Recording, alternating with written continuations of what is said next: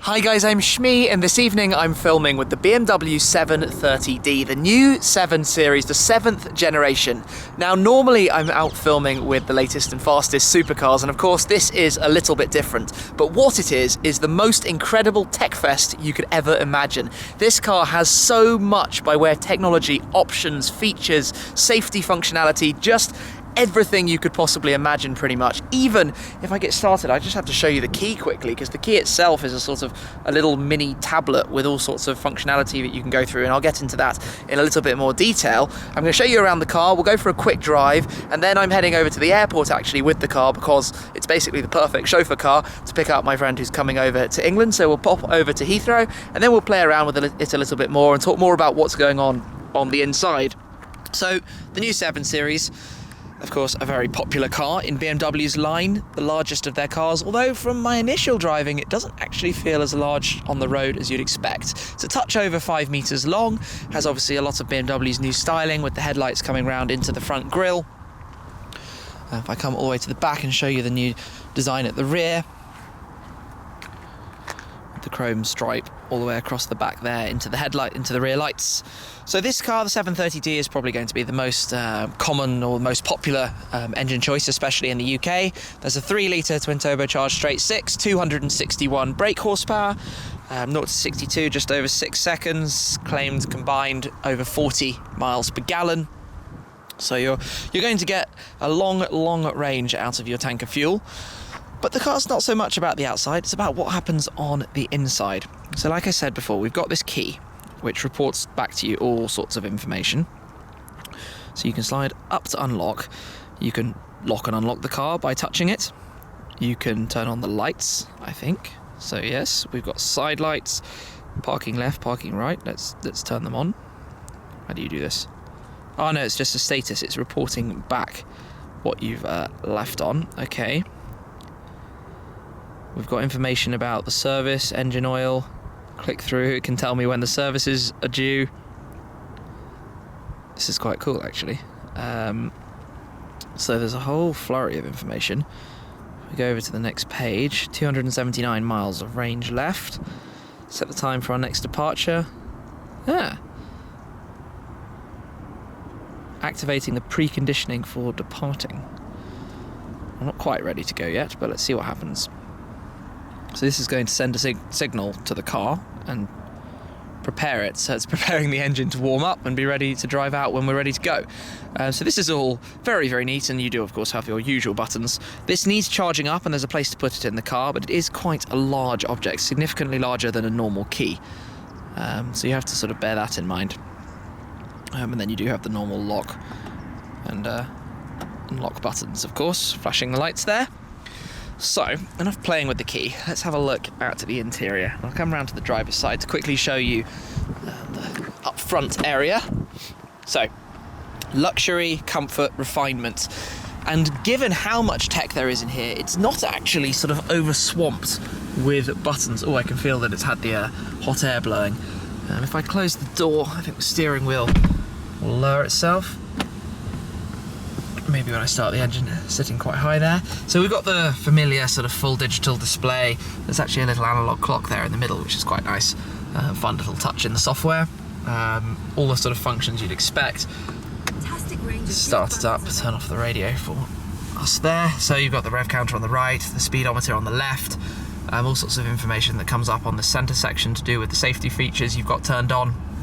And over here you have the familiar iDrive's large clear display system controlled through this interface here next to the gear stick. Actually that's quite fun. As I touch around on the top, it moves the map around as well. That's really quite nice.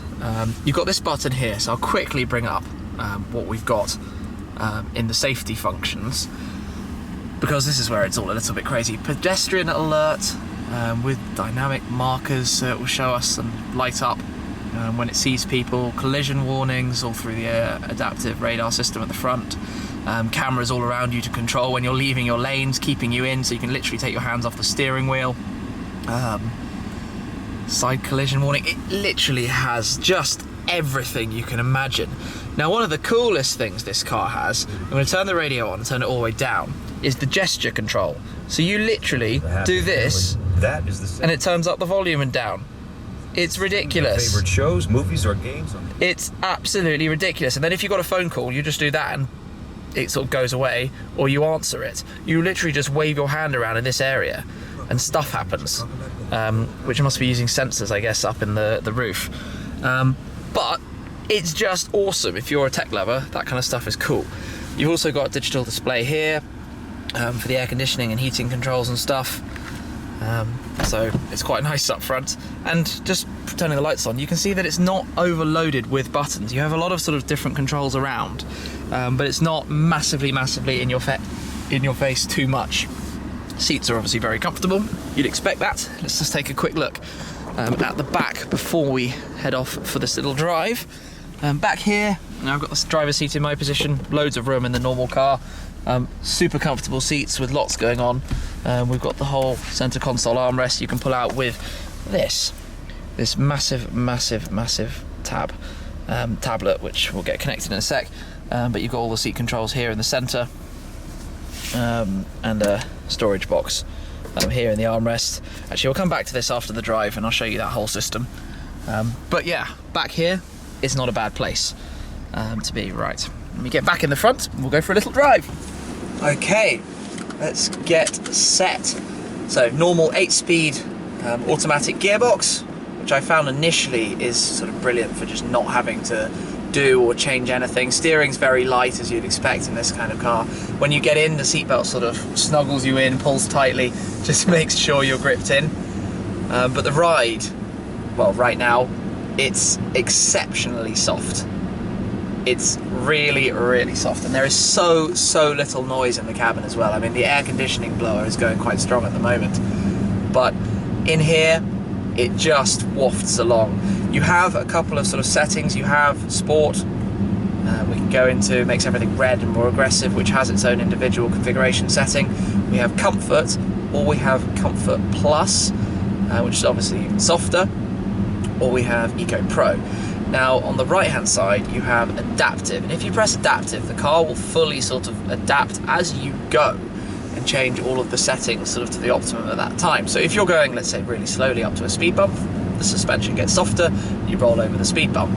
If your foot is pressed to the floor on the accelerator pedal as you get to a corner, you're naturally going to be with a stiffer suspension, and it's going to go around the corner in a significantly less sort of wafty way than it otherwise would. So that whole sort of configuration actually seems to work brilliantly. You just get in the car, drive it. You don't need to worry too much about what you're doing and what modes you're in. You have all the comfort features like adaptive cruise control, so obviously mirroring your speed off the car in front up to a limit you set it to. It will automatically brake you as a result as well. The whole lane assist stuff I was telling you about, so the car will literally, if you're going along and it's enabled, which you do by turning on, so we've got all the systems on at the moment. It only works above a certain speed, so I can't show you that on the country lanes right now, but it will literally just guide you in the lane without your hands on the steering wheel for a short period. It will then notify you that your hands are off the steering wheel and you need to get them back on, which is certainly right from a safety point of view. But again, you know, if you're drifting lanes accidentally, it will sort of, you'll feel a gentle tug as it pulls the wheel back into line in the sort of right direction. So from a safety point of view, you couldn't really ask for more than that, so it's pretty perfect. One of the other things that it's got, yeah, blind spot monitoring, all those sort of other things you'd expect. But this is where, you know, you get to enjoy quite how quiet and luxurious the car is. And really, if I did turn down the air conditioning control, if I turn off the fan, it just gets very quiet. That was actually just the passenger side, if I turn off the driver's side too. It's just completely like silent. Completely silent in here. There we go. No noise at all, which is phenomenally cool. Even there's a truck right next to me and you can just hear the rumble of it. Let's put those back on automatic for the moment. I do like that digital display as well. So all around, it's a really, really nice car to be driving in. Very, very comfortable, very easy to drive. There's a lot of give in the steering wheel, you'd expect that. So, you know, it's not the sort of most direct pointed car in the world. It's 1,750 kilos, of course. It has quite a large footprint. But in the sport mode, when pushing on, it does have a bit more feedback than you expect from a car of this kind of size and a bit more driving enjoyment. But let's face it, that's not going to be the primary purpose of the BMW 7 Series. It's going to be for long distance, comfortable cruising, chauffeur driving like I am now. And I guess on which point, let's get over to Heathrow and pick up my friend. Now that we're on the motorway, you'll have to excuse me for my stupidity earlier, because the way you turn on the lane assist is this button here, which engages the settings. So I'm going to turn on active cruise control, and then set my speed for the limit, which is of course 70 miles per hour. So I've got the head-up display. I can set the adaptive cruise control off the Clio in front of us, and this is where basically if there's a corner, the car is going to do its thing and basically keep it completely in line. Now I don't know if the head-up display can be seen from the camera, obviously in the distance just above me, but we've got a corner just in front of us. The road is going round to the right, so I'm going to take my hands off the steering wheel and trust the car, and you can see the steering wheel turning to the right. The image in front is turning to the right. Now obviously don't try this at home, but the car will make sure you stay in the lane. As soon as you touch it back again, it goes back into green. So there is a sort of time setting, a maximum length of time you can do this for, obviously for safety reasons. You should never take your hands off the wheel, it's dangerous driving. But the adaptive cruise control is also a brilliant system, the way it's, you know, slowing us down to 50 odd miles per hour, keeping us in line, but the car is taking us on its own around the corner. But we're reaching a traffic jam here. This will actually be interesting on its own, because the car, so that's letting me know that I've had my hands off the wheel for too long. Put them back on and it goes green, but I haven't manually touched the brake or the throttle once in this clip. The car is doing all of this itself, which is just, it makes driving so gentle and comfortable and relaxing. Yeah, it's done a nice job. It's carnage at the airport this evening, but I've picked up Mark, who joins me on many of my trips, and he's going to be driving, so he's just getting himself set up in the driver's seat. I'm going to be jumping in the back. Hi Mark. Hello. Welcome to England. Thank you very much. Welcome to London, and I'll be having a play with this, so we'll just set a nav and get on the way, and then I'll start having a fiddle around with stuff. The navigation is set and we're straight into traffic. Unsurprising for London, we've got just under an hour to get home, but that's going to give us an opportunity to play with the tablet back here, which is of course this Android-based tablet system. It's almost like an actual tablet that's just installed into the armrest here. So you've got all sorts of different features we can go through, and I'll give a quick demonstration. So interior lighting, you can change the colours. That's the sort of lights over around the door. You can see they've gone a little bit green. Make them back to blue. Actually, if I make them even brighter, you can see them better. So you can play around with all of those kind of settings and things. On the interior lighting, if I come through, you can go to sun protection, which shows us all the different sort of blinds like that, and there's a panoramic sunroof up here as well that I believe we can close if I press that. No, that doesn't work. That's my driver's door. Sorry, my driver's door, not driver's, my passenger door blind. So we can open those back up because that's a bit antisocial. Yeah. Play with all of that. Then we've got the seats. So this is where I can move using these controls any of the seats. So it's currently set on this panel for the front left. So I can move, oh, that is actually moving mine.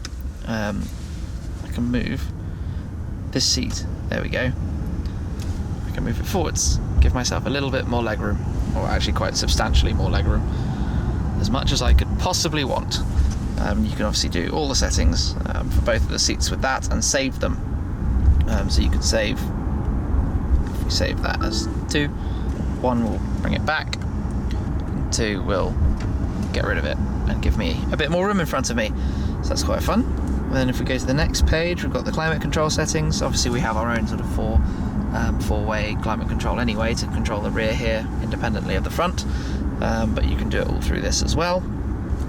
Media radio, just what you would expect. Control all the media and entertainment and everything that we're listening to. Driving information. So I think this will load. Yeah, so you can see we've got 17 miles to go, 40 minutes. Tells us our current speed and fuel economy. And then if I press that, it's going to give us our direction and positioning details as well. So that's quite fun.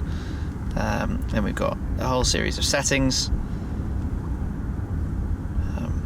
different stuff, and then apps, which takes you basically to the full tablet, which is a connected tablet on the internet. We can load up the BMW page. It's just telling me I need to log on because obviously it's not a setup for me personally, and we can take it back home and into the app.